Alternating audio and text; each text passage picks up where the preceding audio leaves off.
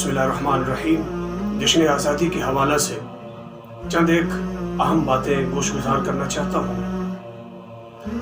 अबाब ज़िवकार अमूमन ऐसे होता है, जश्न आज़ादी का एक पुरवकार मौका होता है, लेकिन इस दिन में हम और हमारी आवाम और हमारे नौजवान करते क्या हैं, उनका अंदाज़ कैसा होता है जश्न आज़ादी मनाने का। अल्लाह रब्बुल इज़्ज़त ने इतना बड़ा दिन और इतनी बड़ी नेमत से हमें इस दिन में नवाजा था कि हम आज़ाद हुए थे,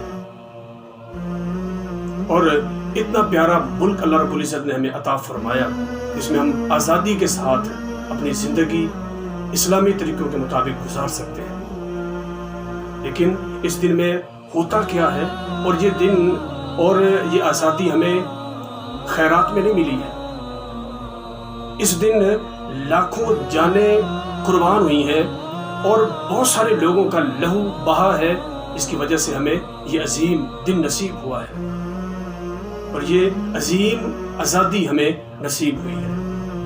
और अल्लाह का शुक्र, बेहद शुक्र इस दिन हमें करना चाहिए।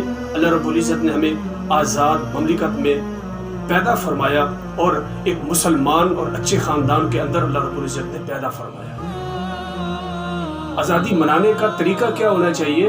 इस दिन में अल्लाह रब्बुल इज़्ज़त का हमें करोड़ों बार शुक्र अदा करना चाहिए कि या अल्लाह, तूने हमें एक अच्छे ख़ानदान में और आज़ाद मुल्क में हमें पैदा फरमाया है, और मुसलमान के घर में पैदा फरमाया है। हमारा तरीका क्या होता है आज़ादी मनाने का? इस दिन हम अल्लाह का शुक्र अदा करने के बजाय लाखों करोड़ों गुनाहों में हम मुब्तला हो जाते हैं। वो कैसे? हम समझते हैं कि आज का दिन आज़ादी का दिन है, तो क्यों ना जश्न मनाया जाए, तो क्यों ना इस दिन में हम और ज़्यादा ऐश परस्त बन जाएं।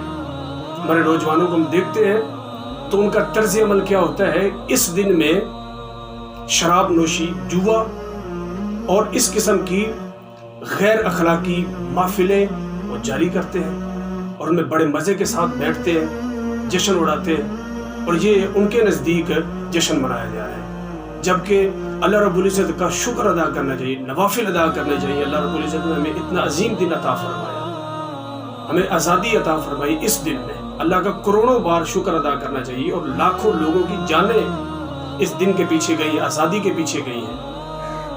और हमारे बुजुर्गों ने इसलिए अपना लहू बहाया था कि एक ना एक दिन हमारे इस लहू से हमारी नस्लों की शम्में रोशन होंगी, और हमारे इस बहाए हुए खून की वजह से हमारी नस्लें सुख का सांस ले सकें।